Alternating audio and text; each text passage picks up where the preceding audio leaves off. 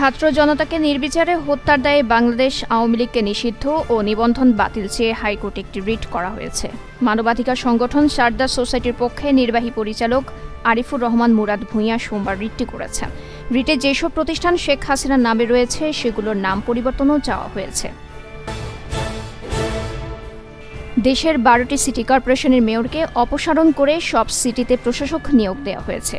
পাশাপাশি 323 পৌরসভার মেয়র, 60 জেলা পরিষদ চেয়ারম্যান ও 493 উপজেলা চেয়ারম্যানকে অপসারণ করে প্রজ্ঞাপন জারি করেছে স্থানীয় সরকার বিভাগ।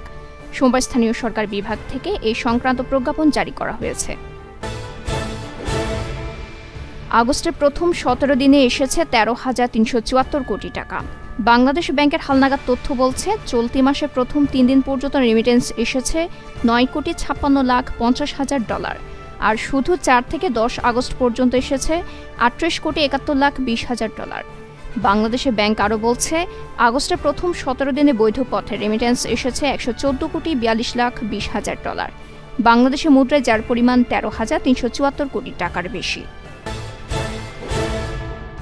আওয়ামী লীগ সরকারের প্রভাবশালী 41 মন্ত্রী এমপির দুর্নীতি অনুসন্ধান শুরুর সিদ্ধান্ত হয়েছে।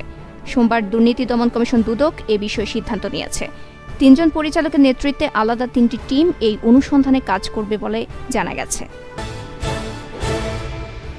চট্টগ্রাম নগরী সহ আশপাশের এলাকায় লঘুচাপের প্রভাবে ভারী থেকে অতি ভারী বর্ষণ অব্যাহত আছে। এতে নগরীর নিম্নাঞ্চল প্লাবিত হয়ে ভোগান্তি তৈরি হয়েছে।